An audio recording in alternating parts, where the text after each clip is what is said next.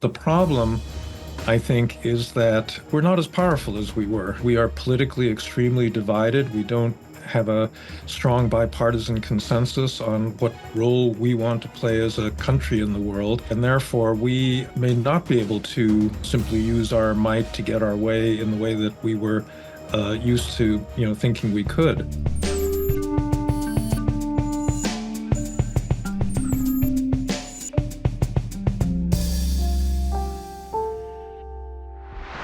Welcome to GZERO World. I'm Ian Bremmer, and a very happy new year to you and yours. This week, we are kicking off 2025 by looking at some of the biggest geopolitical risks coming down the pike, from Trump's return to the White House, to tariff wars, to a worsening U.S China relationship, to conflicts in Ukraine and the Middle East. What will end up being the biggest risk of 2025? Here's my hot take. It won't be Trump. No, the biggest risk of 2025 is that this becomes the year the GZERO wins. Wait, GZERO, that's the name of the show. Good catch. As longtime fans surely know, the GZERO World is when no one power or group of powers is both willing and able to drive a global agenda and maintain international order. And we have been living with this lack of international leadership for nearly a decade. But in 2025, the problem will get a lot worse. Unless, of course, you don't see it as a problem to begin with. Here's Speaker of the House, Mike Johnson, moments after securing the gavel for his second term. We have a mandate, and that was shown in the election cycle. The people want an America First agenda. They do. And that's because America First and the GZERO World are really two sides to the same coin. When America truly puts itself first, it abdicates its role as a global leader. So in the year to come, America will get a lot of what it wants, not because of diplomacy, not because of NATO or some kind of soft power, but because it's got the biggest stick. In 2025, we should expect to see expanding power vacuums, emboldened rogue actors, and a heightened risk of dangerous accidents, miscalculations, and conflict. The risk of geopolitical crisis is higher than at any point in our lifetimes. And yet, I'm optimistic about at least a few things this year. The major wars that dominated the past year, from Ukraine to the Middle East, are receding. And in the United States, a hotly contested presidential election led to an undisputed winner with a mandate, and almost nobody claiming it was unfree or unfair or stolen. Here to help me break down all of these bold prognostications, renowned Stanford political scientist, not me, Frank Fukuyama. Frank Fukuyama, it's really good to see you, my friend. Good to see you too, Ian. I've been talking a lot about how we're reverting to the law of the jungle, that it feels more like what I call a GZERO world. And I'm wondering, as someone who's been thinking about this for a lot longer than I have, how do you think about where the world order is going right now, and why? Well, I think that it's actually a much more confusing world order than we've seen in my lifetime, because it's not organized really ideologically, although ideology still plays a role. One of the most uncertain factors has been the United States, because the United States for many decades has been basically an exporter of stability. Not everyone believed that, but there was a larger world order that had been established by the United States, and it was very powerful, particularly in that 20-year period between the fall of the Berlin Wall and, let's say, the financial crisis in 2008. But now the United States is in the process, it looks like, of checking out. And so it's going to be, I think, very turbulent. Is the United States checking out, or is it deciding that it wants to create its own rules for its own benefit? Well, it's complicated, because the liberal world order that we seem to be moving away from was actually created by the U.S. in its own self-interest, because, we were the biggest trading power, and it benefited us to have open markets and free trade and so forth. And we've suddenly decided that we don't really like that. And actually, the model that seems to be in the back of Trump's mind is, a much narrower one, where all the great powers basically try to maximize their own, welfare, not according to any particular principle, and they don't invest in anything like a, general global public good. I mean, that is kind of the definition of the jungle, isn't it? It feels that way. And I mean, the jungle obviously is a more dangerous place if you're at the bottom of the food chain. The jungle works out pretty well sometimes if you're at the top. Is Trump getting some of this right from his perspective? I guess it's a kind of question of long-term and short-term self-interest because, I think most of us recognize that having this liberal world order and not trying to gain immediate advantage was probably in our long-term interest. For example, he suggested that we should have hung on to the oil fields, after we liberated Kuwait or Iraq in 2003. That would be something that would be to our short-term advantage. But if you think about the precedent that would set for other big powers that wanted to do something similar, I'm not sure that that would be such a great thing for the U.S. So maybe the real contrast is between short-termism and, investing in a longer-term stable system, and that's what we seem to be moving away from. I want you to be right. That feels like the sort of thing that gets you a more stable, long-term international order. I'm wondering if, from the perspective of a country that feels like it's the most powerful and will be the most powerful for a long period of time, and that seems to be Trump's perspective, if he were right about that, would it then be true that America deciding to set the rules the way it wants to would actually have long-term advantages for the Americans, if not for other countries? Well, yeah, I think that's generally the case. I think that the people that really support international legal orders and rules and so forth are always smaller, weaker countries because they don't have the military, economic, cultural power to look after themselves. The problem, I think, is that we're not as powerful as we were. I mean, I think that, in terms of GDP and this sort of thing, we're still doing okay, but we are politically extremely divided. We don't have a strong bipartisan consensus on what role we want to play as a country in the world. And therefore, we may not be able to, simply use our might to get our way in the way that we were used to, thinking we could. So, on the one hand, the United States right now is kind of entering this weird period where the U.S. has a more consolidated leadership, and so many of its allies seem to be weaker. Their governments are weaker. They're fragmented. You saw what just happened with Trudeau, South Korea, Germany, France. I could see how that might make Trump feel like actually this is exactly the time to implement that sort of policy. Tell me why you think that's not true. One of the dangerous things about this present moment is that Trump and the Republicans may be overestimating the degree of unity. He did not win a huge mandate in the November election.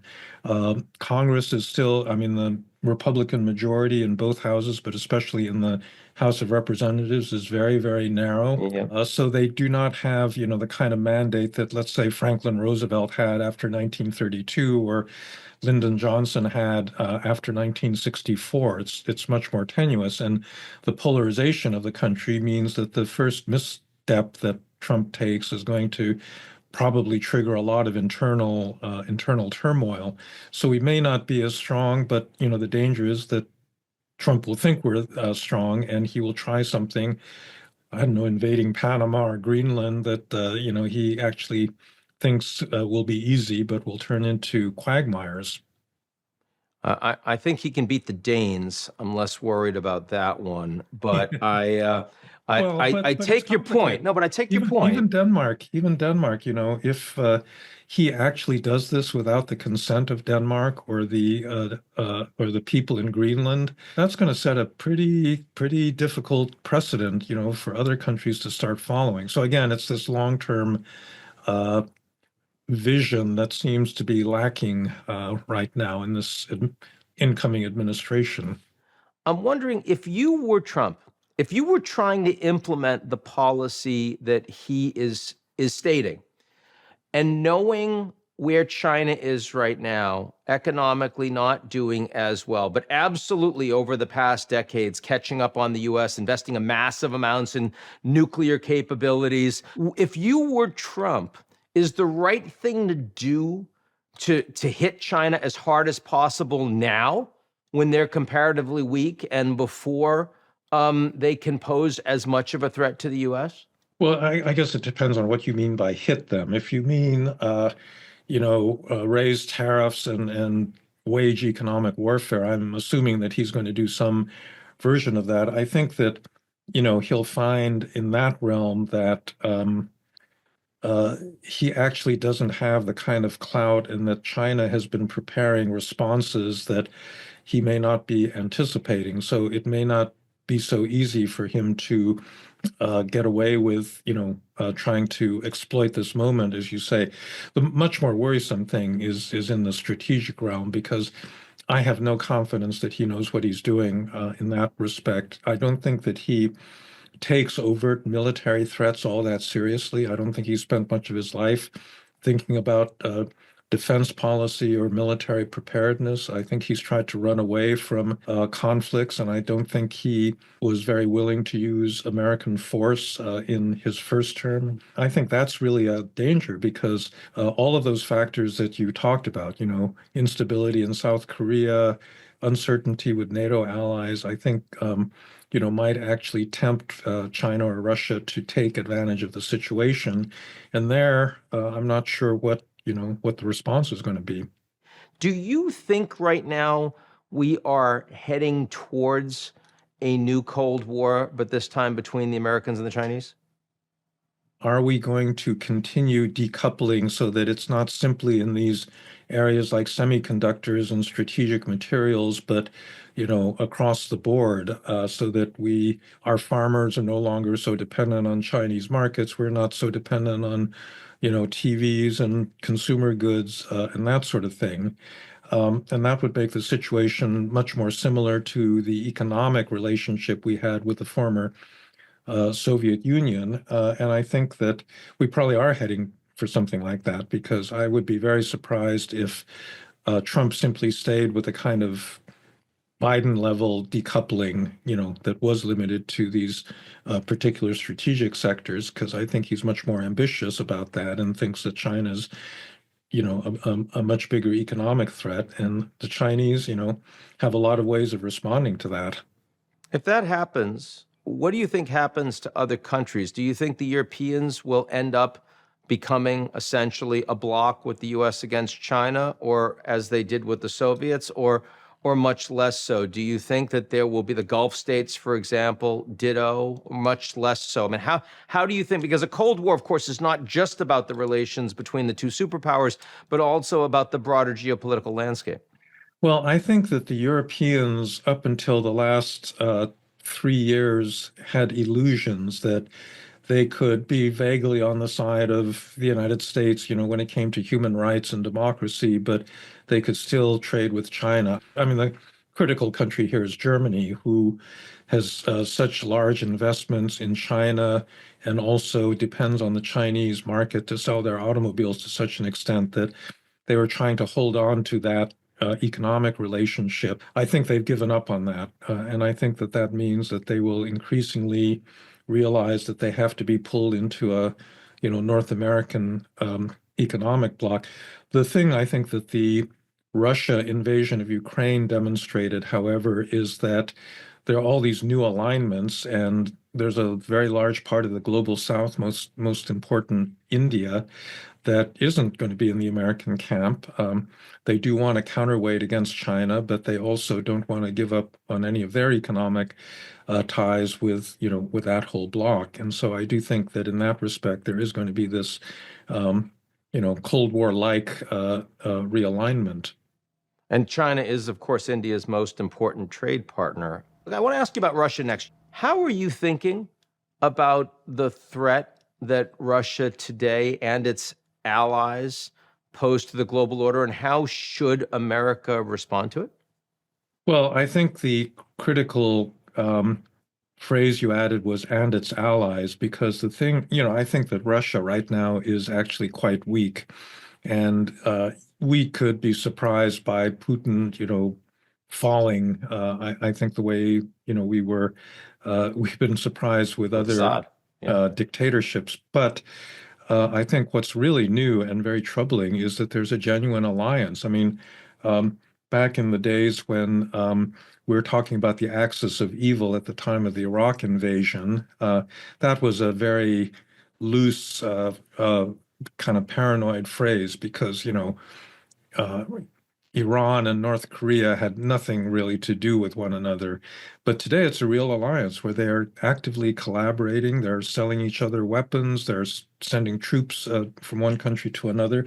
China has not been fully involved because it does want to protect its trade relations with other democracies. But I think they're doing everything they can quietly to support the Russian war effort. And that may be, that may become more visible over time. So, Frank, I want to take a step back because everything that you and I are discussing so far, not really the direction we would want the world to be heading. Where did we get it wrong? I don't mean you and me, but I mean, leaders and the dynamics we've had in this evolving post-Cold War environment. How did we end up on this trajectory? Well, if I could refer to the last book I wrote on liberalism, I think that there I pointed to two what I believe are distortions of liberalism that then produced a big backlash. So the first one is, what we call neoliberalism. It was this period of, a kind of uncritical worship of markets that really destabilized things. I mean, we didn't have financial crises up until the early 1990s because, we had a lot of constraints on the way that banks and financial flows moved through the world. But all of a sudden, we got, periodic really big crises and rising inequality. The deindustrialization of the American heartland. We thought, Americans were going to tolerate that up until the middle of the next decade, when it turned out that that was fueling a big, domestic backlash. So that was one part of it. And then I think, the left has gone off in a different direction culturally, where it, has bought into a form of identity politics that, in the end, can be just as polarized. I think that liberals today underestimate the degree to which some of the identity-based politics that was practiced, by Democrats was one of the reasons that people ended up, a lot of these working class people ended up voting for Donald Trump. And so I think both of these contributed to the deterioration of the common belief in the legitimacy of, liberal principles. And the authority of established sources of credible information have really deteriorated. So you put all that together, and I think you get the kind of world we're entering into right now. How much of a representative democracy is the United States today? I guess that not I'm not that worried about the future of democracy. I think that what the real threat is the erosion of the liberal part of liberal democracy. So the liberal part really is the rule of law, constitutional checks and balances, all these constraints on executive power. And I think that that's what Trump is going to threaten in the first instance. Appointing Kash Patel to run the FBI is not a vote in favor of a neutral enforcement of a impartial rule of law. But I do think that there are probably limits to how far he can push that, and I suspect there will be some backlash if he really tries to misuse that power. The democracy part, I think, is not nearly as threatened as the liberal part, because the Republicans just won, pretty decisively the last election. But once you start eroding the liberal respect for law and rules, you will start eroding democracy eventually. That's what's happened in Hungary and a lot of these other um, authoritarian places.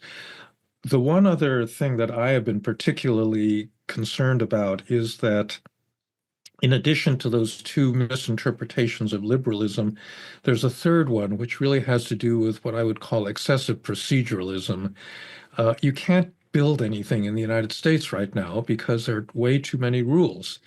And this is something that Nick Bagley at Michigan has written about, that liberals want to use government for their own social justice and other purposes, but they believe that legitimacy springs from procedures. And I think that what's happened is that we've lost sight of the need of governments to actually deliver concrete results. And that's particularly a bad problem in my state of California, where it's really, really hard to even build things that liberals want, like transmission lines and solar farms and offshore wind. And I think that part of the impulse towards more authoritarian government is that people are just fed up with, all the rule of law constraints on doing stuff. I mean, the one really worrisome country right now is El Salvador, where you had a really impossibly high murder rate. And then, Nayib Bukele gets elected. He basically jails most of the young male population of El Salvador, and then the crime rate drops by 90%. I mean, he's the most popular democratically elected leader in the world today. Yeah. I think we think about this wrong. It's not like some of these leaders wake up in the morning and say, well, I'm an authoritarian. That's my framework, and I'm going to be an authoritarian when I come to power. They think, I want to do something. And here are all these judges and courts and bureaucrats that are standing in my way, and I can't get done what the people elected me to do. And that's what leads to this authoritarian impulse to go around the rule of law. And I think that's one of the big challenges that liberal democracies are facing today. Frank Fukuyama, wonderful to see you again on GZERO World. Thank you for having me.